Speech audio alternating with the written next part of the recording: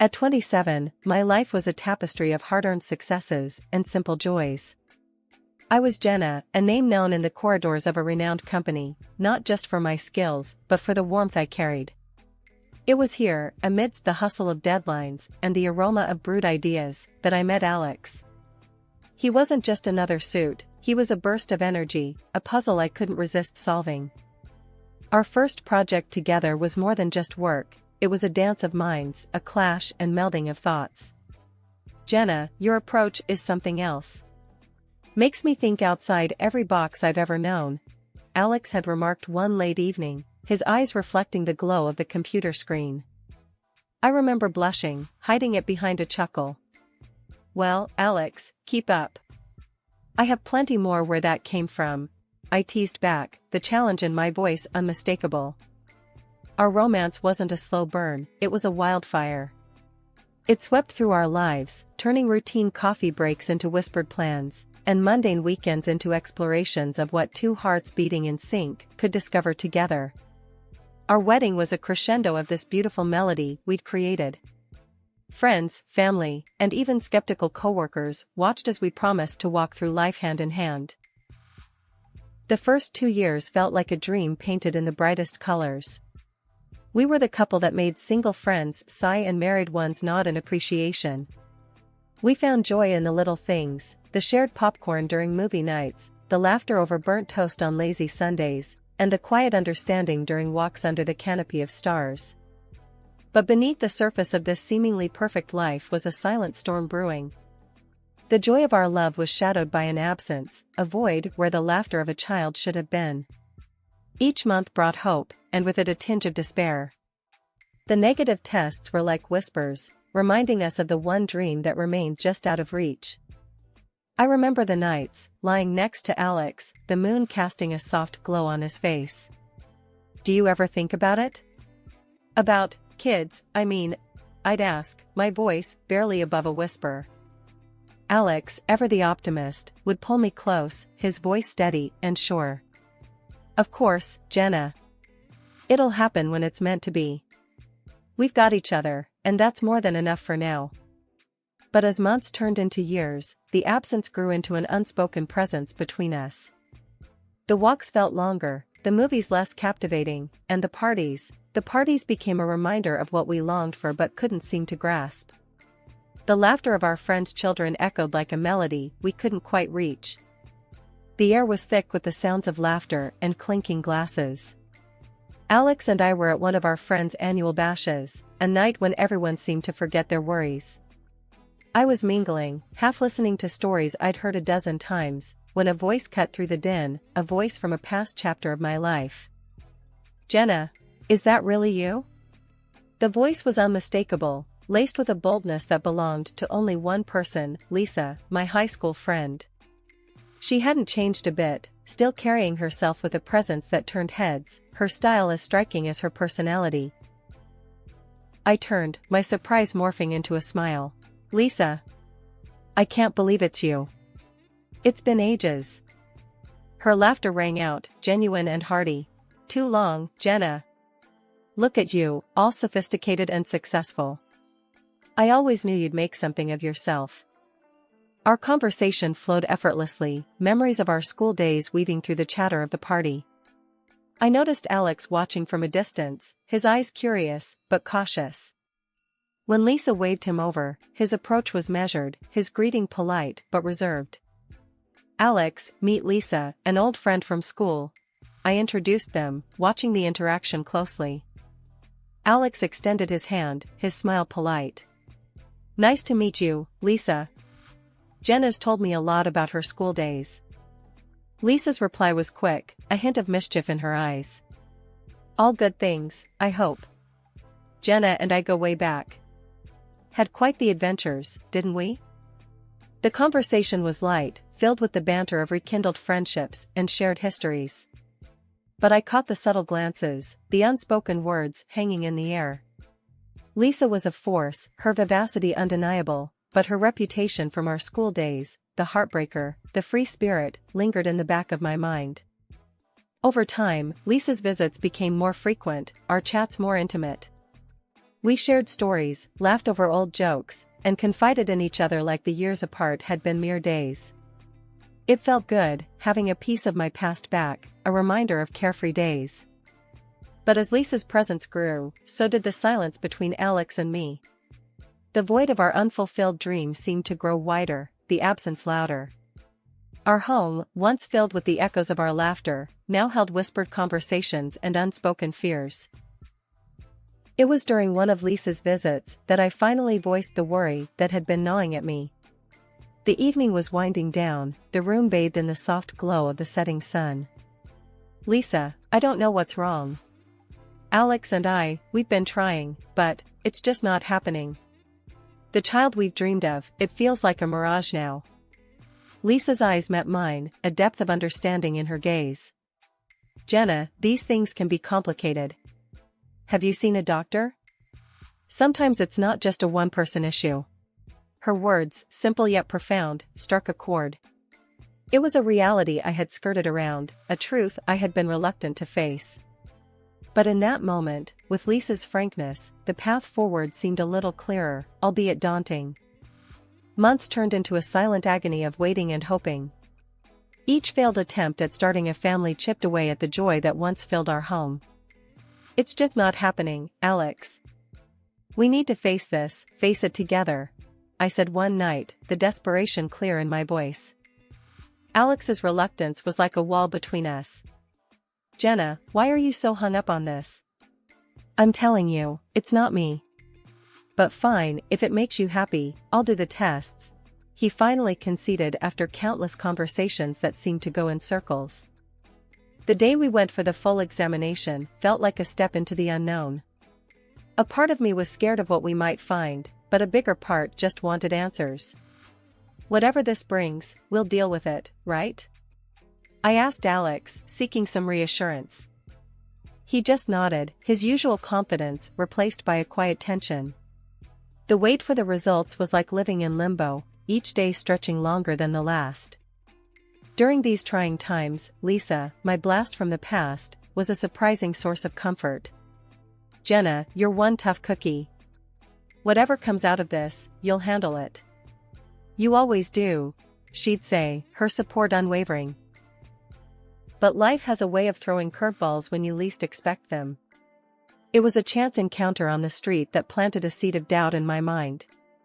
A former classmate, someone who knew the high school version of Lisa all too well, stopped me with a reminder of the past. "Jenna, watch out for Lisa, okay? She was a real piece of work back in the day, breaking hearts left and right. You remember, right?" she said, her tone half concerned, half curious. I laughed it off, the idea of Lisa, my rock during these turbulent times, being anything less than genuine seemed far-fetched. "People change. Lisa's not like that anymore," I responded, but the conversation left a nagging feeling in the pit of my stomach. Later that day, as Alex and I sat in our usual silence, I decided to address the elephant in the room. "Alex, can I ask you something? What do you think about Lisa?" His reaction was immediate and defensive, a stark contrast to his usual nonchalance. "Why does it matter? She's just your friend." "I don't care about her one way or the other," he said, his tone a mix of irritation and something else I couldn't quite place. His words did little to ease my mind. Instead, they added to the growing list of questions and doubts that seemed to have no answers. As the days turned into weeks, the waiting game for the test results became a battleground of unspoken fears and doubts. Life at home had taken a sharp turn, the once comforting walls of our home now echoing with Alex's harsh words and relentless criticism. It wasn't just an off day or a bad mood, it was a drastic change that hung heavily in the air. "Jenna, can you try a little harder? Look at you, it's always the same old jeans and t-shirt. When you're with me, I want to show you off, not make excuses for your plain Jane look," Alex remarked coldly one evening, his words cutting deeper than he probably intended. I stood there, a mix of hurt and disbelief in my heart. "Alex, what's this about? Since when did appearances become more important than who we are to each other?" I replied, my voice shaking slightly. But it didn't stop at my appearance. It was everything, my cooking, my cleaning, the very essence of my being. Jenna, this meal, it's bland. And the house, it looks like a tornado hit it. Is this really the best you can do? He'd say, his dissatisfaction clear. Each word stung, each comment a blow to the life we had built together. Confused and hurt, I turned to the one person who had become my confidant through it all, Lisa. Lisa, I don't know what's happening. It's like he's looking for reasons to be unhappy, to criticize me. I don't feel like I'm enough anymore. I shared, the vulnerability clear in my voice. Lisa's response was thoughtful, her words a mix of support and practicality. Jenna, he's being a total jerk. But maybe you guys just need a break from the routine. Why not plan a surprise, something to reignite the spark? How about a romantic trip? The idea was like a beacon of hope, a chance to mend the growing rift between us. Filled with a newfound determination, I approached Alex with the idea. Alex, I've been thinking. Maybe we need a change of scenery, some time away from all this stress. What do you say to 2 weeks in Hawaii, just the two of us? I suggested, the hopeful tremor in my voice betraying my anxiety over his response. To my surprise, his reaction was positive, a glimmer of the old Alex shining through. Jenna, that sounds, actually great. You're right, we could use the time away. Let's do it. He agreed, his words a soothing balm to my frayed nerves. In that moment, I allowed myself to feel a flicker of hope, a sense that maybe, just maybe, this trip could be the bridge back to the love and understanding we once shared. The idea of a romantic getaway, of 2 weeks in paradise with the man I still loved, felt like a lifeline, a chance to turn the page on the recent bitterness and start a new chapter. The days leading up to our Hawaii trip were a whirlwind of anticipation and preparation. Alex, taking charge of the arrangements, insisted on handling everything. Jenna, you've been working too hard lately. Let me sort out the tickets and the hotel. You just focus on packing and getting ready for our escape, he said, a smile playing on his lips. I was touched by his thoughtfulness, a glimpse of the man I fell in love with. That's so sweet of you, Alex. Thank you, I could really use the break, I replied, my heart light with the promise of a fresh start. With Lisa's help, I dove into preparations. Shopping for the trip was like weaving dreams into reality. Jenna, this swimsuit is stunning on you. Alex won't be able to take his eyes off you. Lisa chuckled as I twirled in front of the mirror, the fabric hugging my curves just right. Thanks, Lisa. I really hope this trip brings us back together. It feels like we're finally turning a page, I said, the excitement bubbling within me like champagne. The day of departure arrived, and I was a bundle of nerves and excitement. Alex seemed more upbeat than usual, a good sign, I thought. As we reached the airport, the buzz of travelers and the scent of adventure filled the air. But the unexpected sight of Lisa there turned the excitement into confusion. Lisa? What are you doing here? I asked, a knot forming in my stomach. The smirk on Alex's face and the glint in Lisa's eyes were the first cracks in my carefully built hopes. Jenna, the thing is, Lisa's the one joining me to Hawaii. Not you, Alex said, his words slicing through the din of the airport like a knife. I stood there, disbelief and betrayal warring within me. But Alex, this trip was for us, our chance to reconnect, I stammered, the world tilting around me. His laughter was a sound I barely recognized, cold and distant. Reconnect? Jenna, you're living in a dream. I'm done playing house. Lisa and we're a thing now. Your little vacation plan just turned into our romantic getaway. Lisa's grip on Alex's arm tightened, her victory clear in her eyes. Oh, Jenna, you're such a dear friend. Funding our little escapade, how generous of you. Their words were daggers, their laughter a poison spreading through my veins. You're leaving me just like this? I managed to say, my voice a mere whisper. He shrugged, the casualness of his betrayal a final blow. The divorce papers waiting for you at home, Jenna. Just sign them. It's the least you can do for us. Left alone in the echoing vastness of the airport, the world around me felt unreal, like a scene from a movie where the protagonist's life unravels before her eyes. My heart was heavy, a mix of betrayal, shock, and an overwhelming sense of loss consuming me. It was then, amid the chaos of my crumbling world, that an unexpected voice reached out. "Hey, are you okay? Do you need help with anything?" The voice was gentle, concerned, cutting through the fog of my despair. I looked up, my eyes meeting those of a stranger. He was about my age, his expression kind, genuine. My husband, they just left me here," I stammered, the words feeling foreign as they left my lips. The man hesitated for a moment, then took a careful step closer. "I'm Ethan. If you want, I can stay with you for a bit, or help you get home, whatever you need," he offered, his tone warm and sincere. His kindness, a stark contrast to the cold betrayal I had just experienced, was a small light in the darkness. "Thank you, Ethan. I'm Jenna. I don't even know where to begin." We found a quiet corner in a cafe, the noise of the airport fading into the background. Ethan listened as I poured out the story, the pain, and confusion evident in my every word. "So, he planned this all along?